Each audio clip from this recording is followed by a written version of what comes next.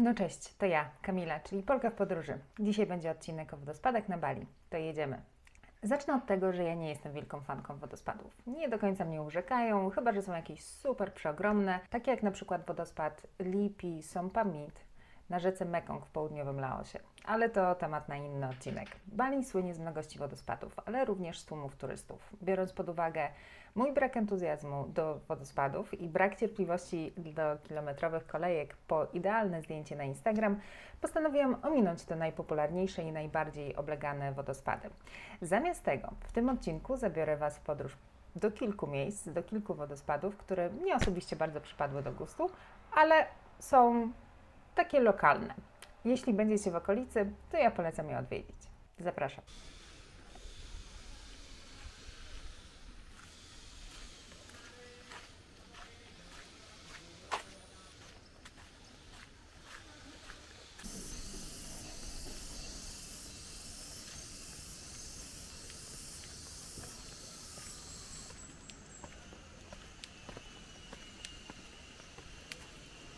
No i idziemy w stronę dżungli, moi drodzy. Absolutnie przepięknie. Ten wodospad, pan mi powiedział przy wejściu, że ten wodospad, tu są dwa wodospady, otworzono je całkiem niedawno. Na Bali chyba nie brakuje ogólnie wodospadów. Pan powiedział, że jest jeszcze mało popularny, niewiele osób tutaj przyjeżdża i podobno będę go miała praktycznie dla siebie. Więc zobaczymy, ale już mi się podoba, bo takiej fantastycznej zieleni to ja dawno nie widziałam, bo spędziłam ostatni miesiąc w Laosie w porze suchej, gdzie no było smutno, jeśli chodzi o okolice. Wow, ale trzeba przyznać, że przyroda na Bali jest niesamowita. Po prostu nieziemska, naprawdę.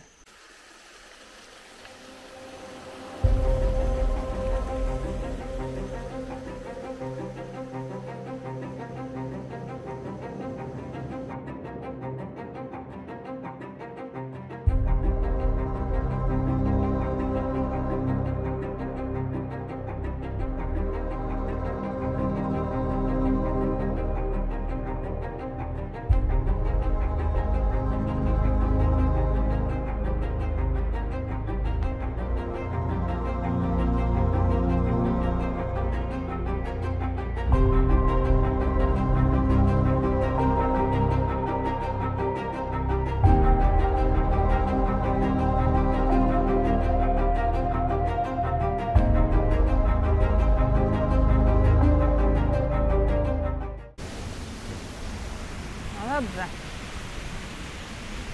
Teraz idziemy do drugiego. Trzeba się trochę wspiąć chyba, więc... Oj, więc może będę potrzebowała dwóch rąk jednak.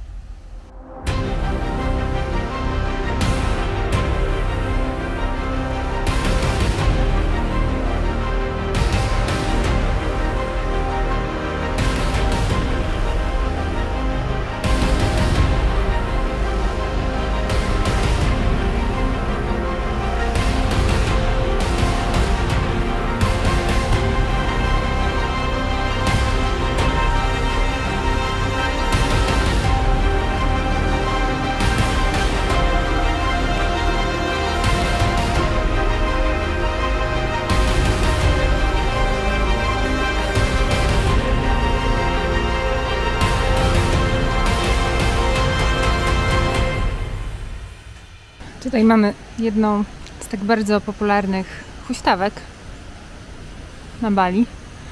aczkolwiek no jest zamknięte, nikogo tutaj nie ma. Może to się dopiero otwiera, nie wiem, w każdym razie no takie widoki.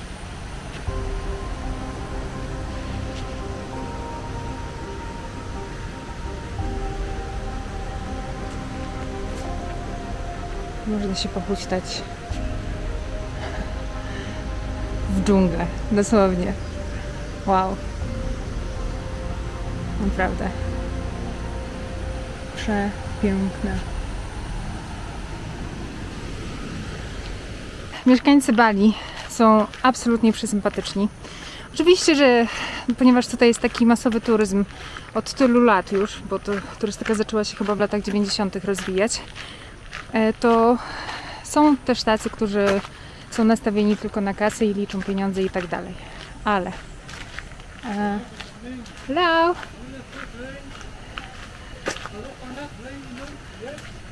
Do you have coconut? Yeah, yeah. How much is it? Yeah, coconut. Coconut ini, yeah, dingin. Oh, Yeah, fresh coconut? yeah, yeah. Yes. How much? Yeah. 50%. 50%. 50? 50%. 50,000. Yeah. Ah, that's a bit much. Yes. No, that's a bit expensive. To pay, to pay, to pay. Yes, to pay. To buy? Yes, yes. What does it mean? Huh? What does it mean to buy? To pay. 25. Yeah, yeah. 25? Okay, Yeah, yes. Tak a propos właśnie nastawienia ludzi trochę na kasę i turystykę. No nie ma co się dziwić, tak? Ale właśnie pan mnie próbował naciągnąć na kokosa za 50 000. Skończyło się na 25. I bez większych negocjacji, szczerze mówiąc, bardzo go musiałam przekonywać, że 50 000 to jest duża cena za kokosa. Ale zobaczcie, jak tutaj wszystko się rozwija pod właśnie turystykę. Tam budują takie super śmieszne domki jakieś.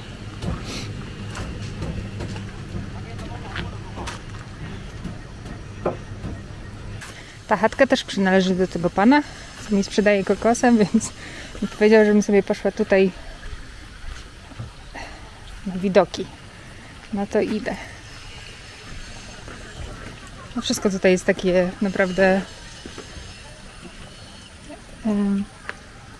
bardzo przyjemne.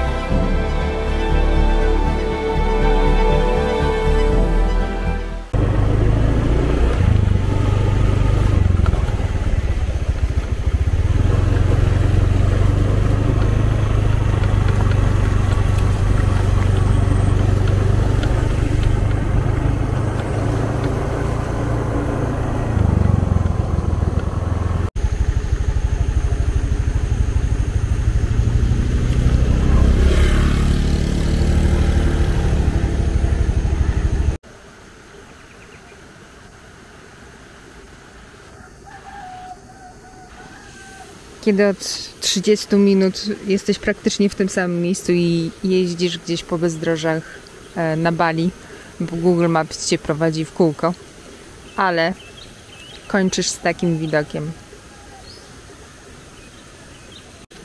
Dzisiaj szukam wodospadu, właściwie 2 wodospadów. Na razie próbuję znaleźć jeden. Jestem w drodze od jakieś 1,5 godziny. Miało mi zająć droga godzinę.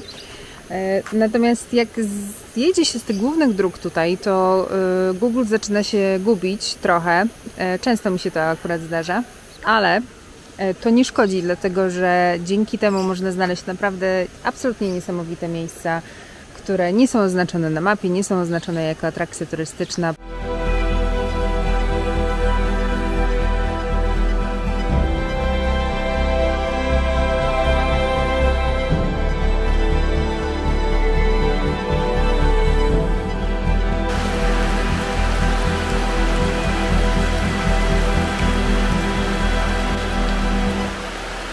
Wszechświat i wyczucie czasu.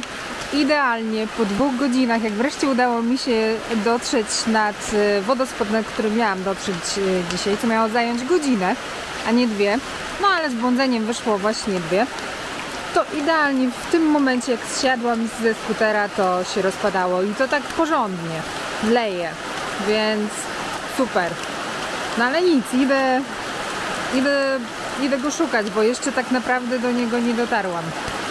I w sumie to w takim deszczu może wyglądać fajnie.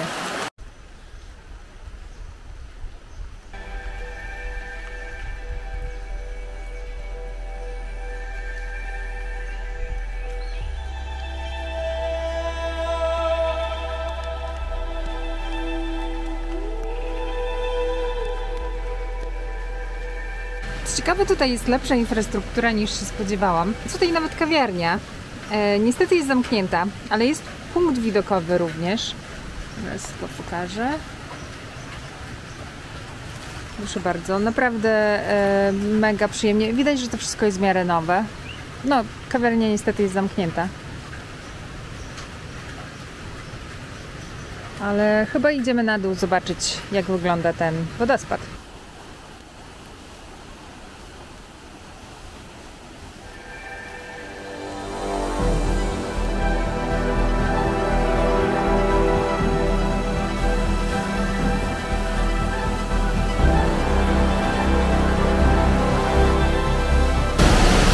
No dobrze, powiem tak, nie jest to jakiś niesamowity wodospad, natomiast jest to urokliwe miejsce. Tutaj z drugiej strony jest hinduska kapliczka, w których jest woda święta i w której oni się oczyszczają w jednej z różnych ceremonii. I ogólnie no jest tu bardzo, bardzo urokliwie. Jak jesteście gdzieś w pobliżu, jak się trochę nudzicie, jak chcecie zobaczyć może bardziej takie miejsca dla lokalsów, a nie dla turystów, to myślę, że to jest fajne miejsce, do którego można przyjechać. Jeszcze 2 słowa na temat drogi, która prowadzi tutaj do tego wodospadu. Jest ona bardzo stroma, ale naprawdę chyba najbardziej stroma droga, jaką widziałam do tej pory. Jak jeździłam dosłownie 2 dni temu po innych drogach, które również były strome i szczerze mówiąc nie były aż tak strome jak ta tutaj, to moja Honda Scoopy miała problemy, gasła.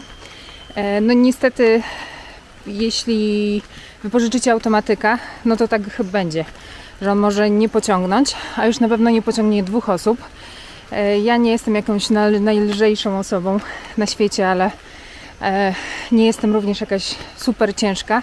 I tak jak mówię, Scoopy miał problem. Ja zostawiłam moją Hondę tutaj 200-300 metrów wyżej. No właśnie bałam się tego, że ona po prostu z powrotem nie wiedzie i będę musiała ją pchać. Co jest gorsze niż pchać samą siebie po prostu i przejść te kilkaset metrów pod górkę.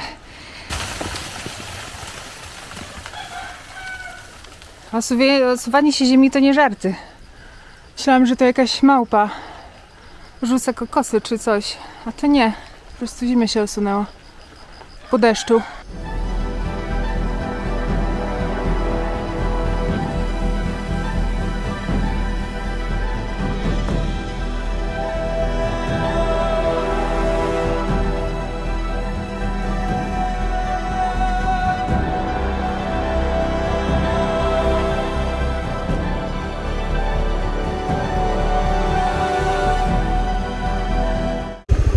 Więc teraz jestem już na totalnie tak małej dróżce. To jest dosłownie chodnik. Ta droga jest szerokości chodnika, ale jest dobrej jakości, co ciekawe. No i szukam kolejnego wodospadu. Tutaj lokale się mnie kierują. Tutaj dookoła są lasy kokosowe.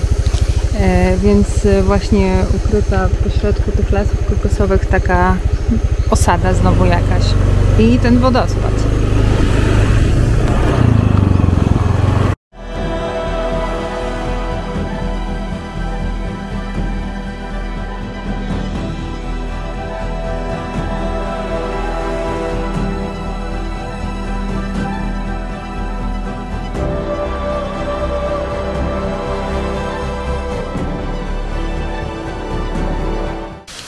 No i rzeczywiście dotarłam do Ye Labu Waterfall. No na pewno jest to bardzo, bardzo lokalne miejsce.